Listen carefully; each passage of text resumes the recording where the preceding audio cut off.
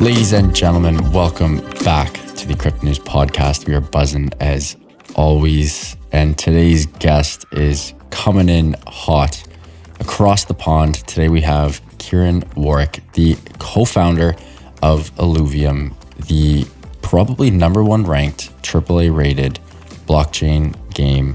Super pumped to have Kieran on. Proven serial entrepreneur, working alongside his brother Kain in e-commerce. Kieran was exposed to Bitcoin and Ethereum early on, and his enthusiasm for the crypto space led to joining Blueshyft, where he successfully onboarded major Australian exchanges and started the world's first OTC crypto exchange.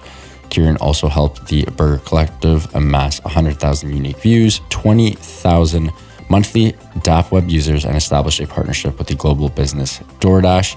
At the same time, DeFi was quickly growing, and Kieran and Kain wanted to explore the uncharted areas of opportunity. With his background and interest in penny stocks, Kieran wanted to pioneer a DeFi project that would be a game changer, pun intended, for the industries it represented. With this in mind, he tapped his brother Aaron, co-founder and game designer, to help develop which would be the first AAA gaming title on the Ethereum blockchain, and that is how Illuvium was born. Super pumped to get into this one. Kieran, welcome to the show, my friend.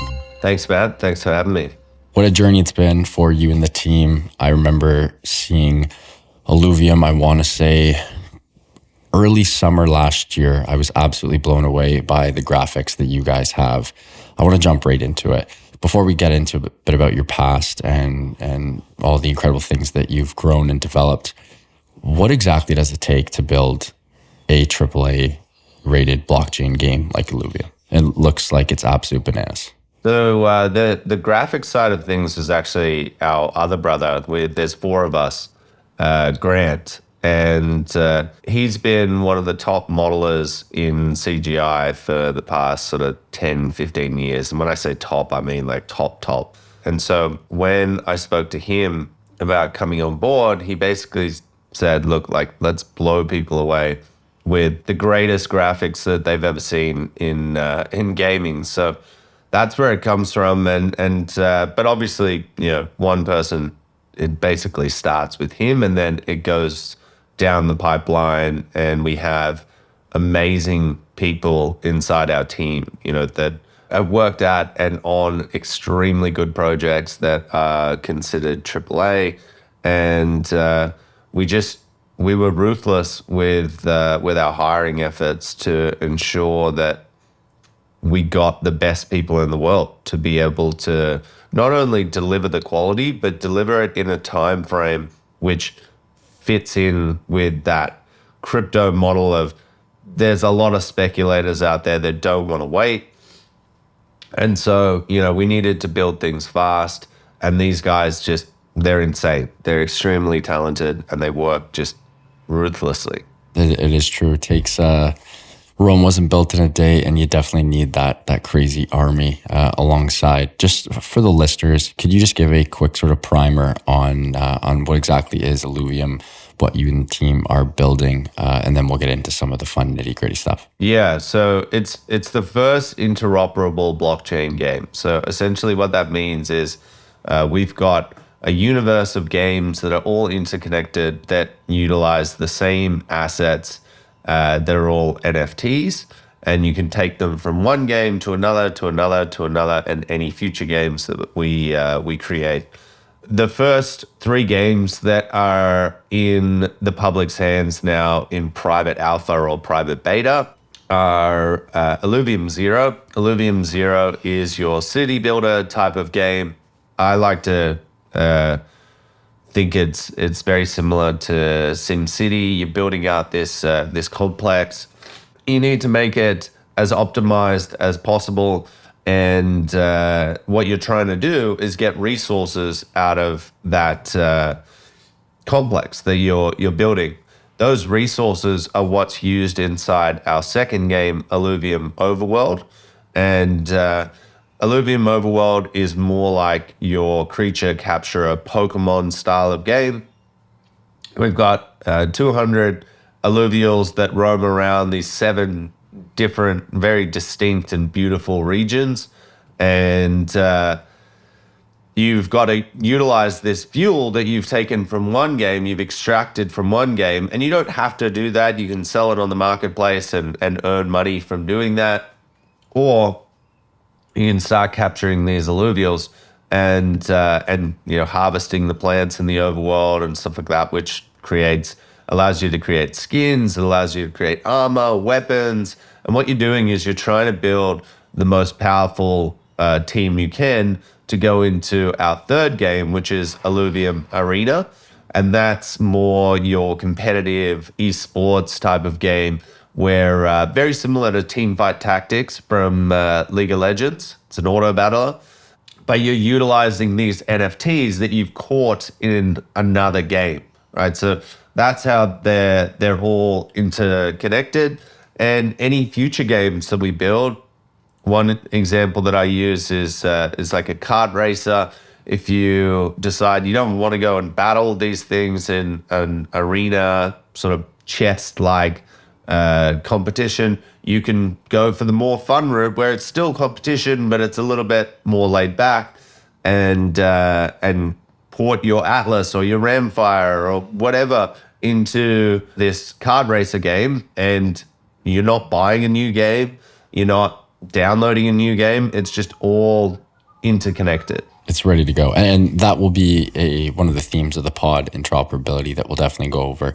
I want to go back to square one here, before square one in regards to Illuvium, and we'll also get into your square one too. But how the heck did you and your bros come up with the idea for this game? Like, it's so futuristic. There's so many moving parts. Like, walk me through the inception of, you guys working some magic on a perhaps whiteboard to actually, raising millions of dollars and making this happen. Because I couldn't imagine even getting this started. Like, walk me through that whole process. How did it start? You're not even close to finished, because again, you guys are going to be buzzing forever. But like, how did this whole thing come to fruition?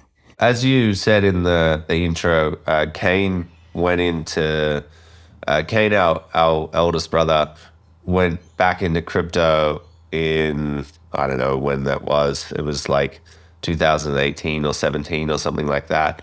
And he created synthetics, and that started taking off around 2020. And when that started taking off, the pandemic hit, and I was thinking about leaving Burger Collective, and he was pestering me, you got to do it. And so finally, he's like, here's a whole bunch of money as well.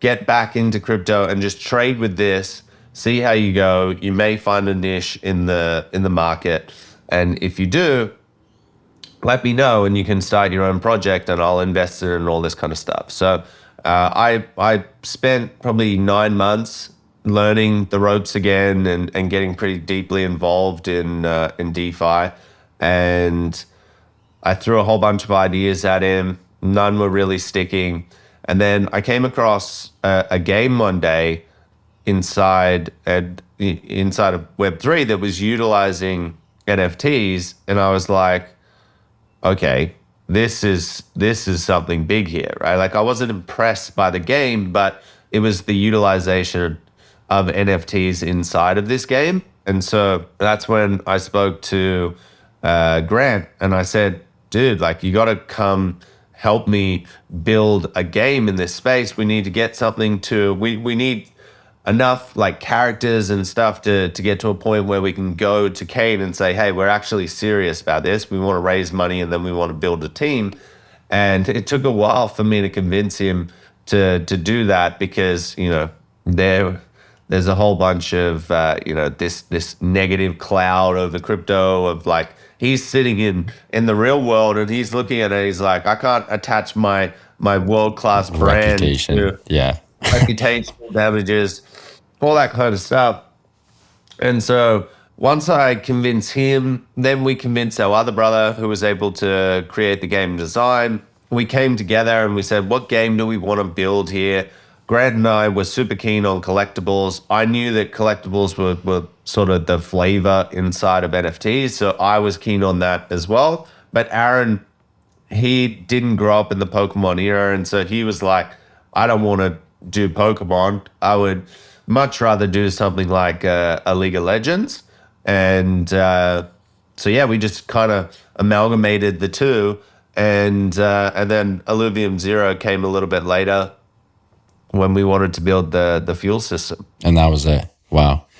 Yeah. How many crazy perhaps stories do you have? And if you could, do you have any in particular, like just that stick out from the grind of building, perhaps a late night or a call from someone in the space that you would have never expected to get a call from? Any stories stick out? There must be a couple. There's a lot, right? There's a ton of them. And I don't know, one super early on, which I think was pretty cool, was Grant has a way of getting things out of me, and being brothers, you can push the line a little bit further than normal. And he was totally right. We'd had a bunch of other ideas over the last 10, 15 years that I'd come up with, where he's like, this is stupid, we're not going to be able to raise money. And then I'd borrow his time and say, hey, I need a pitch deck, can you design it, and all this kind of stuff. And he basically said to me, I'm going to give you 2 weeks, and I'm going to design, because the previous idea that we had that we were working on about 6 months prior to Illuvium, it just, the tech and the actual hardware just wasn't working. We just kept on breaking the prototypes. And so he was fed up that he had spent so much time building and designing such a really, like, he did his job, we weren't able to do our job. And so I convinced him, but he said, you got 2 weeks. You got 2 weeks to go and get money after I give you this deck. If you don't do that, I'm out, right? It's not happening. I'm not wasting another 6 months of my life doing this shit again. I'm out. And I went, as soon as I got the pitch deck, actually, no, it was 2 days before he delivered. He pissed me off so much in questioning me like that I said, you know what I'm going to do? I'm going to go and raise the money without the pitch deck. Because we'd all been brainstorming and talking about this for like 3 weeks at this stage. So in my head, I had the concept of what we were going to go and pitch. I didn't really need a document. And so without telling him, I just went and pitched 2 investors. One of them now, Danny, he's our CFO. He was so convinced. He was like, I'm in not just money-wise, I'm in joining the squad. Like, I want to put my life into this kind of thing. And so I came back and I said, I don't even need your pitch deck, your graphics, or anything like that. I just went and raised $250,000. Now we have our seed money. And his response was, well, that's what I made you do. And I was like, you know what? Shame. Maybe you did, which, I mean, to be honest, it's not hard to trigger me. You just tell me I can't do something, and I'll probably knock down a few doors to do it. I love that. That's awesome. And you guys have raised a healthy amount of cash last year as well. Yeah. So after we raised the pre-seed, I basically raised the seed and immediately backed onto it. We just had so much demand. We were so lucky at the timing of when we went out to raise that it just all fell into place. And so that pre-seed and seed was almost one thing. Right, yeah. And then once we'd done that, I was working on getting articles in Cointelegraph and CoinDesk and getting our name out there before we had, and obviously the other guys were working on building concepts and characters and design and like what actually everything was going to be.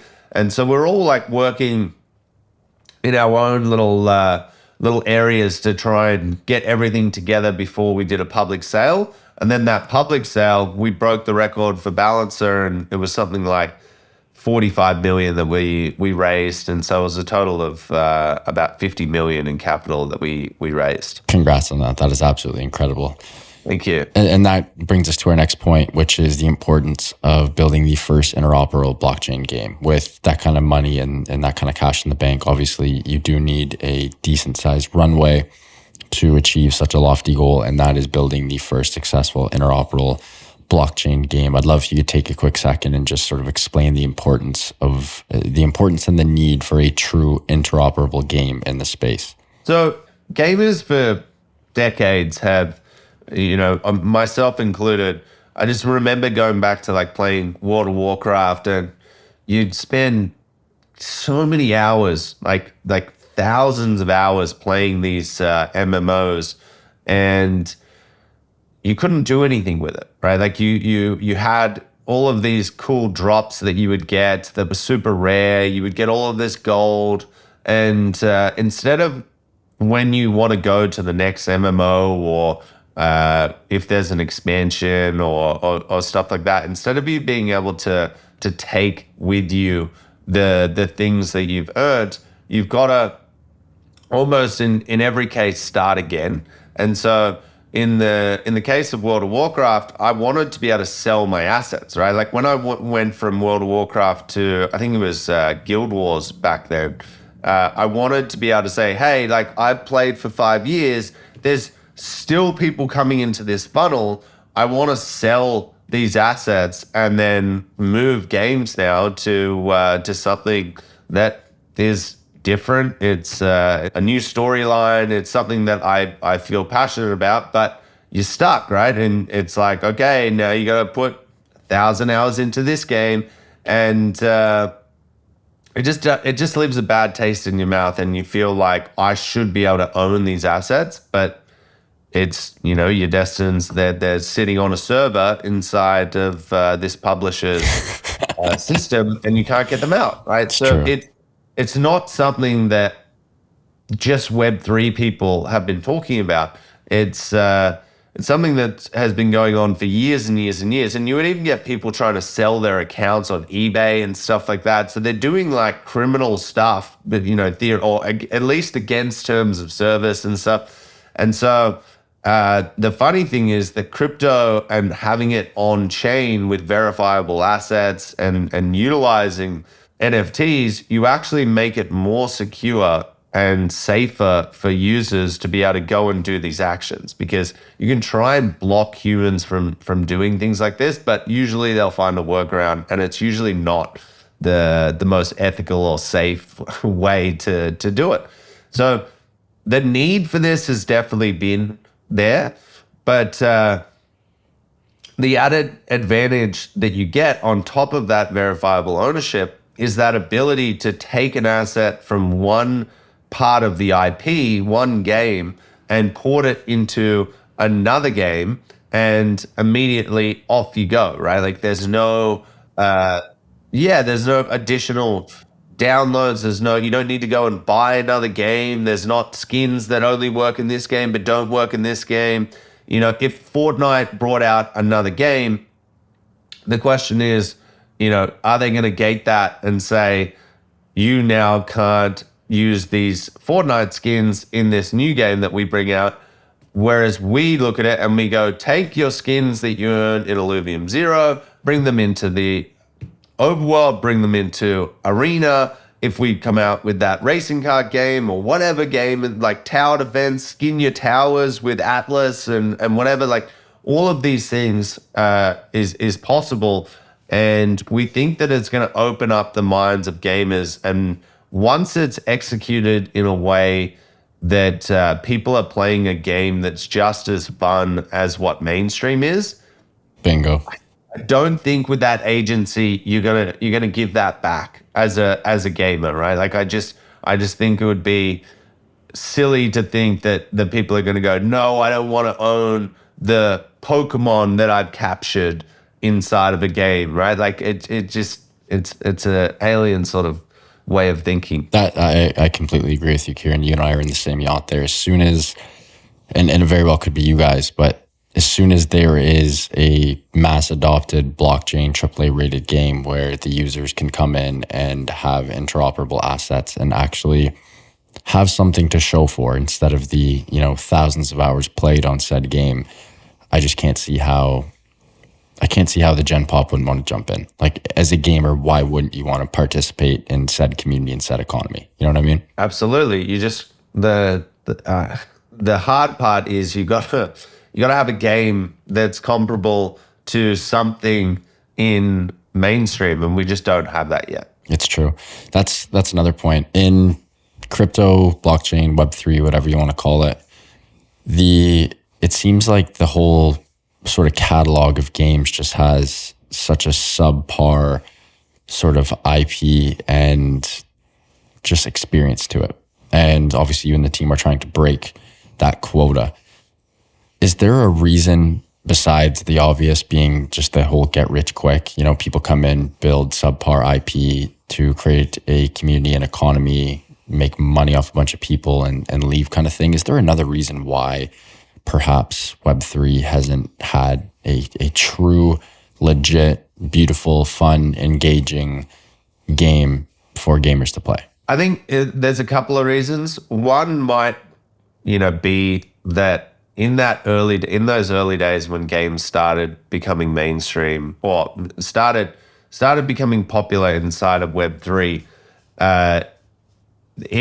it was almost this race, right? This rush of you need to get your product out as soon as possible, and any decent product would have won back then because there just was nothing. So it could be a combination of that, and also games take a long time to build.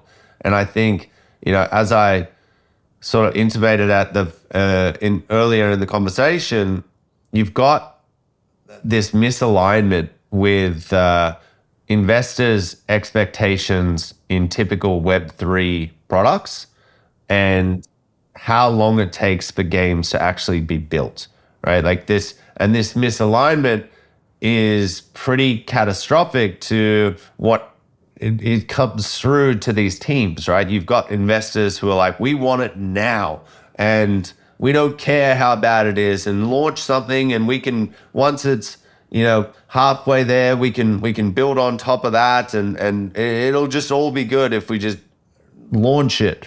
And to some extent that's true, and that's why you see all these open betas inside of games. That's the developers say, okay, we accept, we'll just launch something and then build on top of that. But then you've got this new wave of gaming publishers that are coming through that are essentially saying, no, this is going to take longer. We are going to delay things because we truly believe that you've only got that first impression and it's got to last. And if you release something that's subpar, it's very hard to claw your way back and get those users to play. So I don't know. I think that combination creates this situation where we're just not creating games as fast as what investors want. But if you really zoom out, we're creating games still very fast, right? Like there's a lot of games out there, including us, that have built faster than what you would see in a mainstream situation.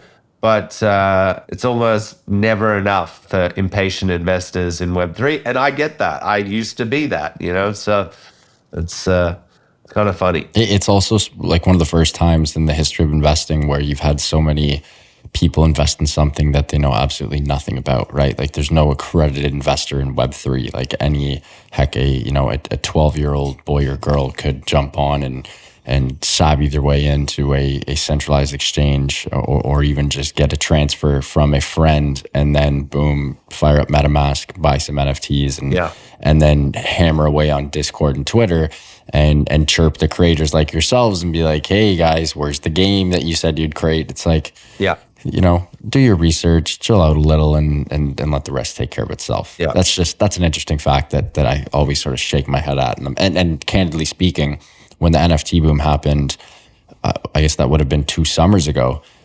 I was one of those people where I'd invest in a project and a month later I'd be like, yo, you said a game was coming out. Where's the game? And it's like, and then I'm like, Matt, give your head a shake, man. Look in the mirror, give your head a good old shake. Like this is incredibly unrealistic. I'm only in it for the money. It was just a big casino. I'm sure you remember the big casino days of 2 years ago. How bananas was that? I mean, I was in it. As I said, I was one of those people as well, where I would try and hold people accountable to the dates that they said. So there's culpability on the developer's side as well. Like I've apologized profusely for us saying, we're going to launch.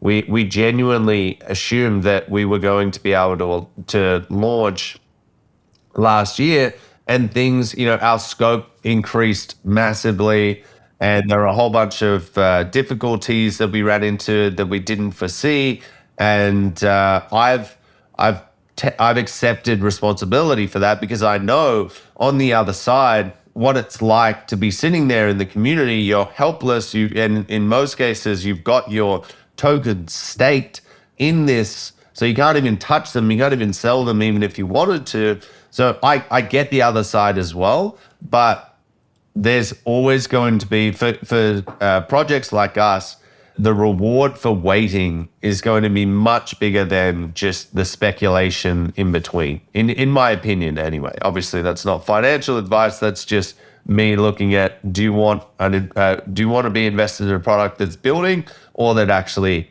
is launched, So, but you got to do that early. That's the problem. So.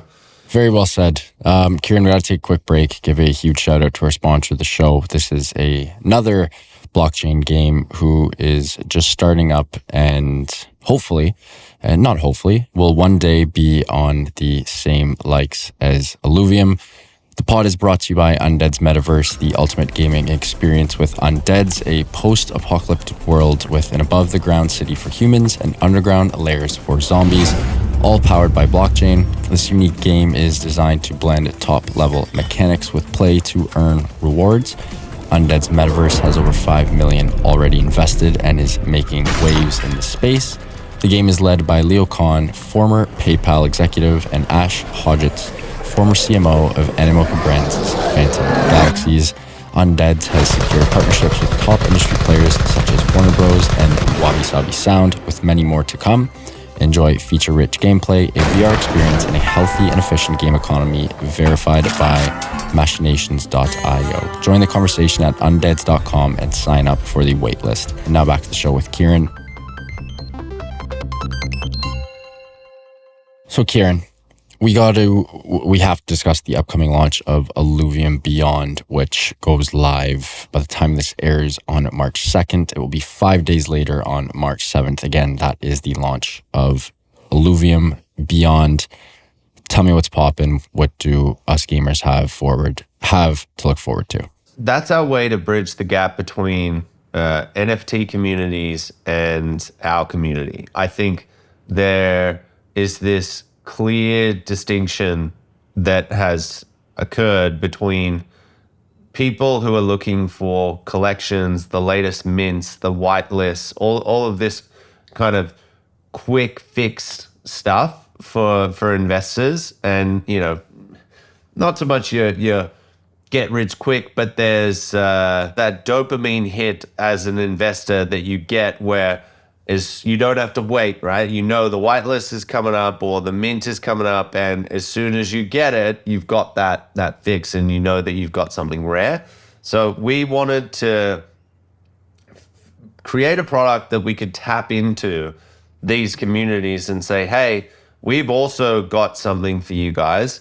And that's what Illuvitas is, which is inside of Illuvium Beyond. So you can basically mint these things. They come in waves. If there's a limited run of alpha discs, which a disc is what contains the actual Illuvitas.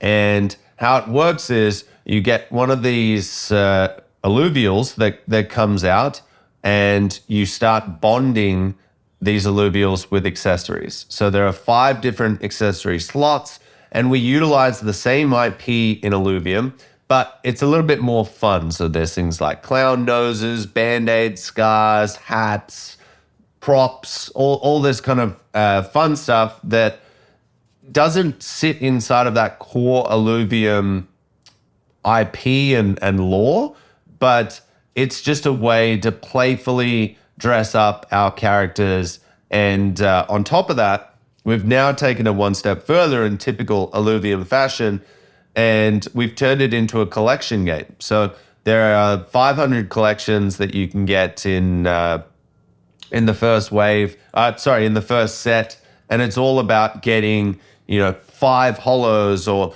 5 of the same line in that whether it be the different expressions from things like Atlas or Ramfire or, Totopi or Dorius. There's just so many of these combinations. There's literally billions of combinations that you can get out of these. There's power ratings, which, depending on how rare the drop is, if you get a super, like a blazing Ramfire out of that, which is like a tier 5, stage 3, it's like as rare as you can get. Very similar to like a Charizard, it's going to be rare. It's going to be very, very, very rare. If you open that inside the alpha discs where there's only 100,000, don't even talk about it. It's going to be insane. You're dancing. You're a happy person, trust me. And so we're speaking to like the old Pokemon days where you used to get that feeling of you'd go down to the store and you'd use your pocket money to buy a Pokemon card, a Pokemon pack. You'd open it up. It's digital though, so you've got these crazy animations. And I think it's going to be a really big shakeup for the NFT space. I think just purely the UI and UX that we've created is next level when you consider some of the mints that are out there when you're talking NFTs. So I'm really excited about that. We're also doing a whole bunch of battles with influencers. I call them celebrities inside of crypto Twitter, and they're going to be designed to give us exposure to new communities. They're not just NFT communities, but DeFi, Bitcoin maximalists, ETH maxis, all of these kinds of audiences. And it's an easy way where I can say, all right, I battle you, Matt, and the person who opens up these discs, whoever gets the rarest cards wins, and away you go, right? So it's very simple. It's a bit of RNG, but it's a whole bunch of fun. And I love that you brought that topic up. You literally just put this on a platter for me, an absolute layup and a half. Speaking of community, there was your DAO, the Illuvium DAO, voted against yourself, one of the co-founders, to bring on Suzu, one of the crypto goats, well, maybe not goat anymore, but at the time, one of the crypto goats for an Illuvitar D1SK battle. You got to go through the story. It's absolutely world-class, and I love how the community just literally said, feel it, and got you to, voted you out, vetoed you. Yeah. So, look, it all started when Suzu and Kain had this big feud on Twitter back. Must have been over 12 months ago now. And I looked at that and it was pretty insane. There was a lot of back and forth. And at the time, there was actually more Suzu followers that were saying like, shut the fuck up, Kain, you don't know what you're talking about. And eventually, Kain got the last blow by saying, hey, I told you so. This was all going to come crumbling down. And so I sort of wanted to play off that.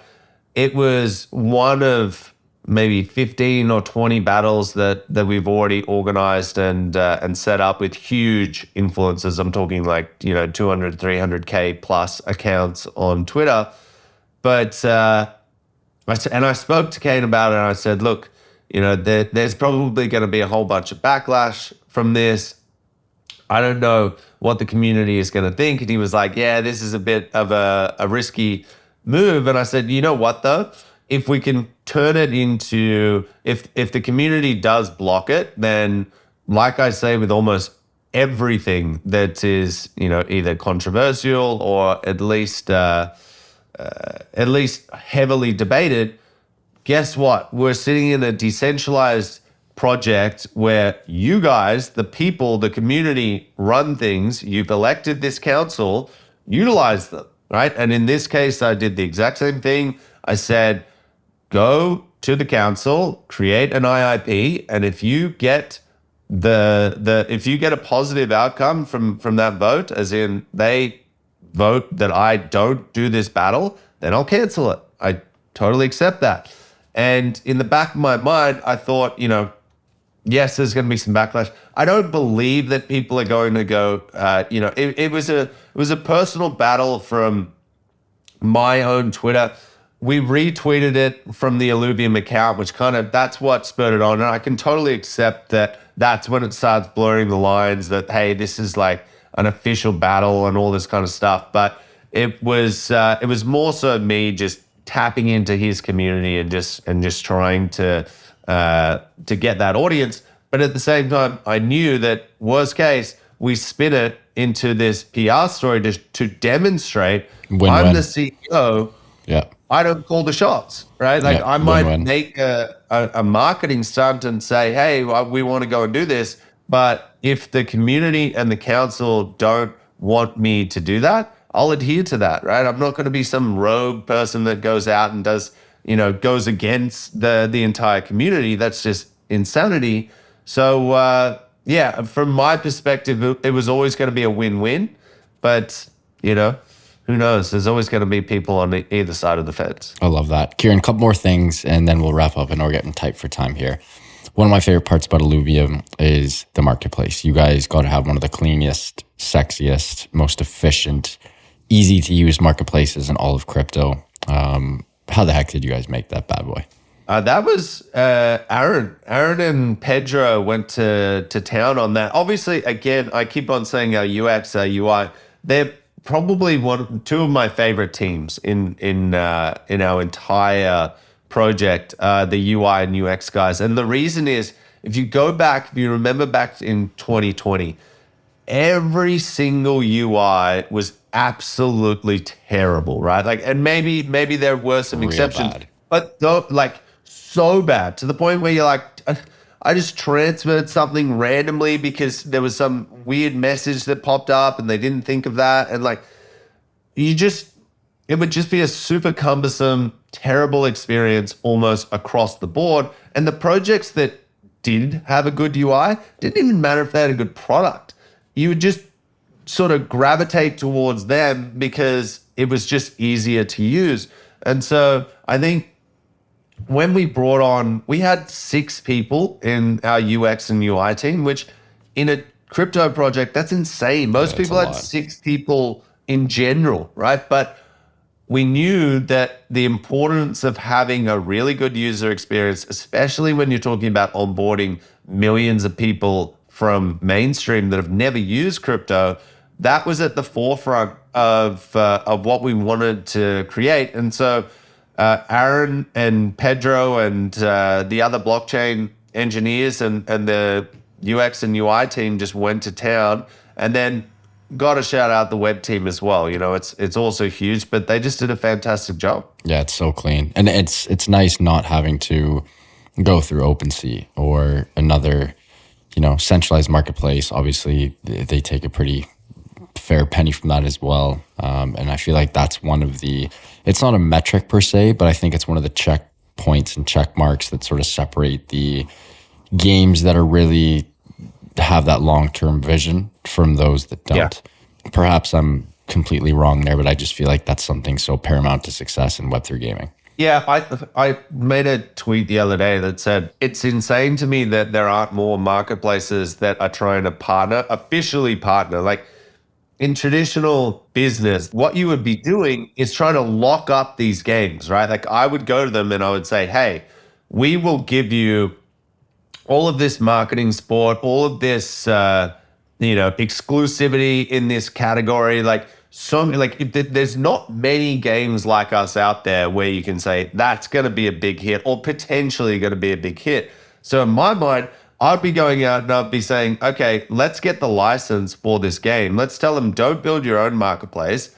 We'll either white label it for you and connect it back up in the back end to our marketplace so we can get access to these royalties, but do it now and then get exclusivity and say, you can't go to Blur, you can't go to LooksRay, you can't go to all of these other marketplaces because we're going to invest, millions of dollars into making sure that your experience for your gamers is perfect, customized to what you guys need. And then, because what do you think is going to have the most amount of volume? A game that has 20, 30 million active players in an ecosystem filled with NFTs where there's armor, weapons, characters. Like, it's a no-brainer, right? Like, I look at that, I'm like, we're going to have billions of transactions eventually 5 years down the track.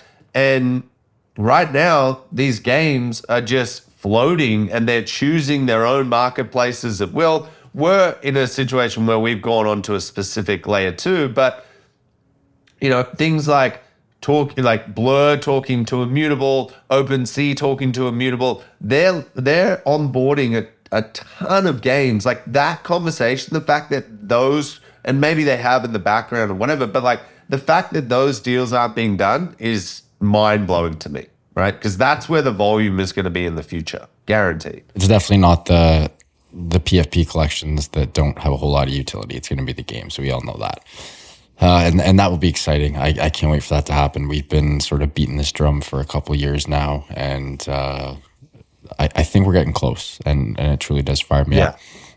Kieran, this has truly been a treat. One last segment before we let you go. It's called the Hot Take Factory. You and I step in, we put our shit kicking boots on, and our guest lets a couple hot takes fly. Doesn't have to be crypto or NFT or gaming related. It can be health, wealth, happiness, politics if you want to get real spicy, sports, food, geo, space, VR, AR, AI, you name it. What are a couple Kieran hot takes that only you believe in, whereas most other people do not? Well, I guess that's probably one of them. That right now the NFT volume in the space is sitting with PFP projects, and Bored Apes and Doodles and all of these collections have the majority of it. But I think that's definitely going to shift to gaming, and it's going to be insane. I also think, also sitting on topic here, that DeFi 2.0 isn't going to be the next narrative. It's going to be GameFi. And I truly think that we haven't had our, the catalyst for the last bull run was DeFi, right? Yield farming and DeFi, we have to attribute it to that. But the catalyst for the next bull run, I believe, is honestly going to be GameFi. I love that. Kieran, what a treat, man. This was a lot of fun. Super pumped and happy for you and the team. And I'm rooting for you guys. We the whole community needs that one game to pop off. And if I was a betting man, and I am a betting man, I'd be throwing my chips in the Illuvium side of the poker table. Kieran, before we let you go, can you please let our listeners know where they can find you and Illuvium online and on social? Yeah, so I'm mostly active on Twitter. But definitely in terms of our community, join our Discord. We do tons of giveaways, competitions, there's quizzes, there's all this types of stuff where we give away beta passes and, just all sorts of fun stuff. So definitely join the Discord and, follow us on Twitter as well. What's the plug for you and Illuvium? Mine is just Kieran Warwick, and Illuvium.io is the Twitter account. Amazing. Kieran, thank you so much, man. An absolute treat. Like I said, super pumped for you and the squad, and can't wait to have you guys on for round 2. A couple months down the road, maybe at the end of the year, once Illuvium is that first domino to fall and the rest follow suit. Looking forward to round 2, my friend. Totally. Thanks, Matt. Appreciate you having me on. Folks, what an episode with Kieran Warwick from Illuvium. These guys are moving and grooving, making waves in the space, and truly have a very legitimate shot at being that first domino to fall and allowing everyone else to piggyback off of the first AAA rated blockchain game to pop off and go mainstream. Huge shout out to Kieran and the team for making this happen. Love having him on. To the listeners, love you guys. Thank you for listening. As always, if you enjoyed this one, please do subscribe. It would truly mean the world to my team and I. To the team, love you guys. Eustace, my amazing sound editor, appreciate you as always. And back to the listeners, you guys are the best. Keep on growing those bags and keep on staying healthy, wealthy, and happy. Bye for now, and we'll talk soon.